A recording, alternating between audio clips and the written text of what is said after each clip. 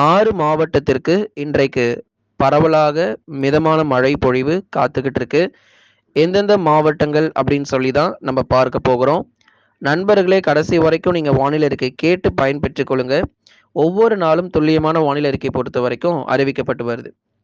தொடர்ந்து அந்த 6 மாவட்டங்கள் என்னென்னன்னு சொல்லி பார்த்துடலாம். மிதமான மழை பெய்ய வாய்ப்புள்ள மாவட்டங்கள்: திருநெல்வேலி, தூத்துக்குடி, கன்னியாகுமரி, தேனி, தென்காசி, புதுக்கோட்டை. இப்போ திருநெல்வேலி எடுத்துக்கிட்டோம் அப்படின்னா பெரும்பாலும் நமக்கு அந்த மிதமான மழை பொழிவு இன்றைக்கு இருக்கும். அதாவது கனமழை வெளுத்து வாங்கும் அப்படிங்கிறத விட ஓரளவுக்கு நமக்கு மிதமான மழையாவது குறைஞ்சபட்சம் ஆங்காங்கே நமக்கு வந்து பகுதியாக பதிவாக வாய்ப்புகள் இருக்கு. அதே போல தூத்துக்குடி மாவட்டத்திலும் பகல் நேரங்களில் வெயில் இருந்தாலும் மாலை அல்லது இரவு நேரங்களில் சில இடத்துல நமக்கு பரவலாக மழை பொழிவு எதிர்பார்க்கலாம். தூத்துக்குடியில் இன்றைக்கு ஒரு நாள் மட்டும்தான், அதுவும் பகுதியான மழை மட்டும்தான் இருக்கும். நாளை முதல் மழை கிடையாது.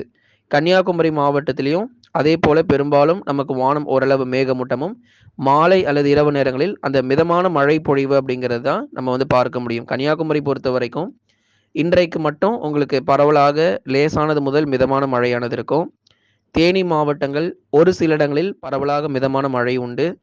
தென்காசி மற்றும் புதுக்கோட்டை மாவட்டம், ஏன்னா தென்காசி மாவட்டத்தில் வந்து எல்லா இடத்துலையும் கனமழை கிடையாது. பகுதியாக சில இடங்களில் மட்டும் அந்த லேசானது முதல் மிதமான மழை இருக்கும்.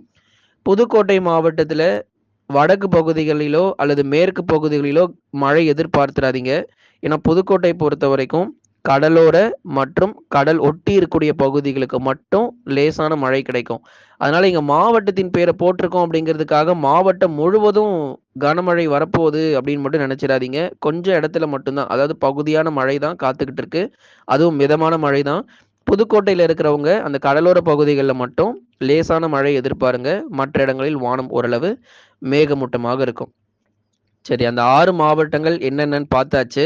எங்கெங்க இன்றைக்கு வந்து மிதமான மழை லேசான மழை வரும்னு சொல்லியாச்சு.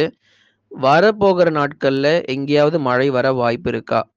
குறிப்பாக ஏப்ரல் 18, 19ல மழை வர வாய்ப்பு இருக்குமா அப்படின்னா, ஒரு சில மாவட்டங்கள் ரொம்ப நாளா நீங்க எதிர்பார்த்துட்டு இருந்த வட தமிழக உள் மாவட்டத்தில் மறுபடியும் ஒரு லேசானது முதல் மிதமான மழை பொழிவு அப்படிங்கிறது தொடங்க வாய்ப்பு இருக்கு. வரக்கூடிய ஏப்ரல் 18ஆம் தேதி சற்று ஒரு ஆறுதலான ஒரு விஷயம் என்ன அப்படின்னா, கிருஷ்ணகிரி, தர்மபுரி, வேலூர், திருப்பத்தூர், ராணிப்பேட்டை, இது போன்ற மாவட்டங்கள், அதாவது வட தமிழக உள் மாவட்டத்தில் இருக்கக்கூடிய தமிழக கர்நாடக எல்லையோர பகுதிகளில் வரக்கூடிய ஏப்ரல் 18ஆம் தேதி அன்று உங்களுக்கு மிதமான மழை பொழிவு அப்படிங்கிறது வரப்போகுது.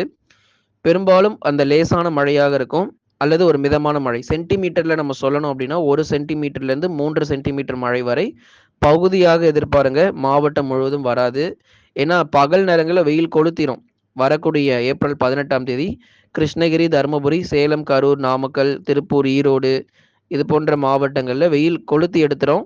அதுக்கப்புறமா மாலை நேரங்களிலோ இரவு நேரங்களிலோ உங்களுக்கு அந்த லேசானது முதல் மிதமான மழை பொழிவு அப்படிங்கிறது இந்த ஏப்ரல் 18ஆம் தேதி அன்று சில இடங்களில் பகுதியாக எதிர்பார்க்கலாம். பெரும்பாலும் வானம் ஓரளவு மேகமூட்டமாக இருக்கும் மாலை நேரங்களில்.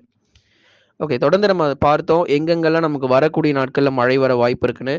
சரி, இந்த மாவட்டம் பற்றியும் நம்ம பேசியாச்சு. டெல்டா மாவட்டங்கள் எடுத்துக்கிட்டோம் அப்படின்னா ஒரே ஒரு மாவட்டம், அதுவும் இன்னைக்கு மட்டும்தான் மழை இருக்கு. புதுக்கோட்டை மாவட்டம். இன்று ஒரு நாள் மட்டும் அந்த கடலோர பகுதியில் லேசான மழை இருக்கும். மற்றபடி டெல்டாவில் மற்ற இடங்கள்ல மழை கண்டிப்பாக கிடையாது.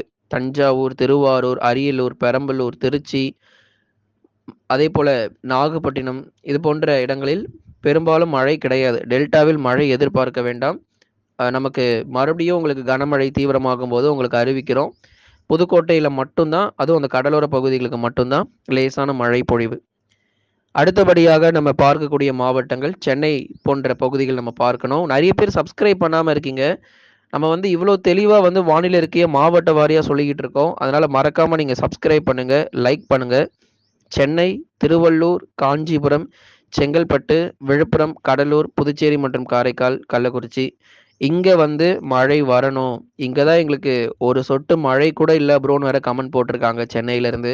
அதனால் சென்னை மக்கள் உங்களுக்கு வெயிலுடைய தாக்கம் தான் ரொம்ப அதிகமாக இருக்க போகுது. ஏன்னா சென்னையிலேருந்து கடலூர் வரைக்கும் இருக்கக்கூடிய மாவட்டத்துக்கு கண்டிப்பாக கனமழை அப்படிங்கிறது கிடையாது. பயங்கரமான வெயில் தாக்கம் ரொம்ப அதிகமாகவும் ரொம்ப ரொம்ப தீவிரமாகவும் இருக்கும்.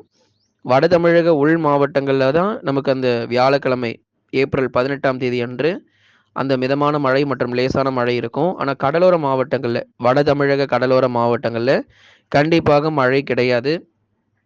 அதனால பெரும்பாலான பகுதிகள் நமக்கு தமிழ்நாட்டுல அடுத்து வரக்கூடிய நாட்கள்ல மிக கடும் வெப்பம் அப்படிங்கிறது அதிகரிக்கும். இதுவரை இல்லாத இந்த ஆண்டு இதுவரை இல்லாத கடுமையான வெப்பம், அதாவது 42 டிகிரி செல்சியஸ் அப்படிங்கிறது உள் மாவட்டத்துல பதிவாக போகுது. ரொம்ப ரொம்ப அனல் காற்று மற்றும் வெப்ப அலையில தமிழ்நாடு சிக்க போகுது. என்னதான் நமக்கு தென் மாவட்டத்துல மழை வந்தாலும் வட தமிழ்நாடு தாங்க பயங்கரமா மாட்டிக்கிட்டு இருக்கு.